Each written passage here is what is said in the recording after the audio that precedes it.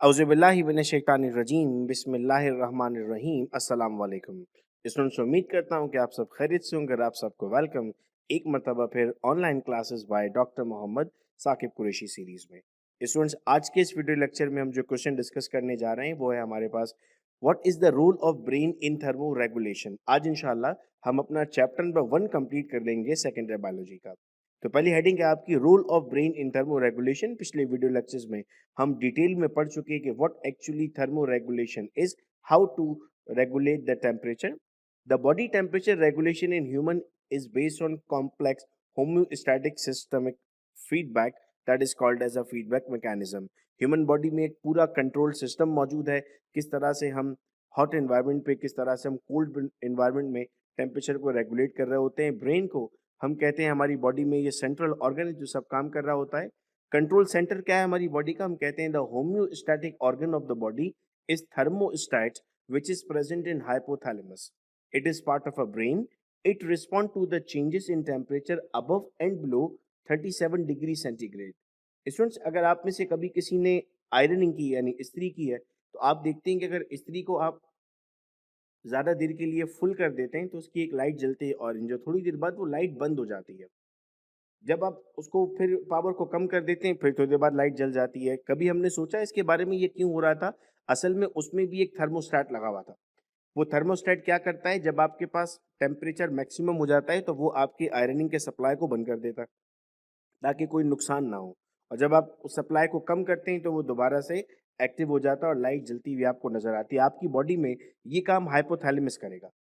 उसका set point कितना है? उसका सेट पॉइंट है 37 डिग्री सेंटीग्रेड।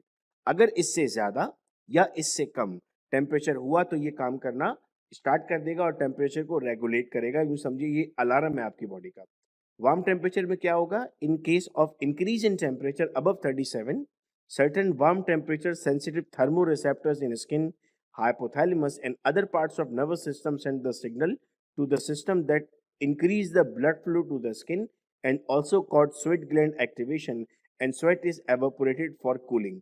जैसी गर्मी होगी आपकी बॉडी में सेंसर्स लगे हुए, वो सेंसर्स काम करना शुरू करेंगे, ब्लड फ्लो इंक्रीज हो जाएगा। इस ब्लड फ्लो इंक्रीज को क्या कहते हैं? आप मुस्कुराते हुए जवाब दे रहे हैं, वेजोडाइलेशन, चूंकि आप पढ़ चुके हैं पिछले वीडियो लेक्चर में। स्वेट ग्लैंड से स्वेट निकलेगा, स्वेट में एवोपरेशन होती है और एवोपरेशन एक कूलिंग प्रोसेस होता है। सभी कोल्ड टेम्परेचर में क्या किया जाएगा? In cold temperature, the cold receptor send the impulse to hypothalamus to inhibit the heat loss mechanism and activate the heat conservation mechanism। अब क्या करेगा हाइपोथैलेमस? अब आपकी बॉडी को यूं समझे कि सर्कुलर जारी करेगा, जैसे प्रिंसिपल स्कूल में सर्कुलर जारी करता है, ये भी एक सर्कुलर जारी करेगा कि भाई ऐसे काम करना छोड़ दें जिससे हीट बॉडी से बाहर निकले, ऐसे काम करना शुरू कर दें जिससे हीट कंजर्व होना स्टार्ट हो जाए। तो ये किसका रोल होगा? हाइपोथैलेमस का रोल होगा। 2 मार्क्स के लिए क्वेश्चन पूछा जाता है हमें।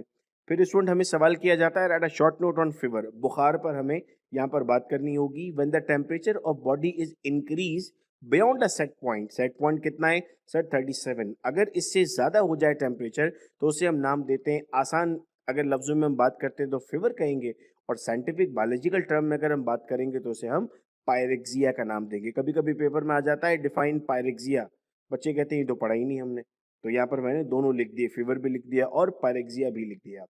क्या कॉजेज हो सकते हैं sir? The main cause of fever is the viral और बैक्टीरियल इन्फेक्शन। सबसे बड़ी कॉज क्या हो सकती है इसकी? इसकी सबसे बड़ी कॉज हो सकती है बैक्टीरियल या वायरल इन्फेक्शन।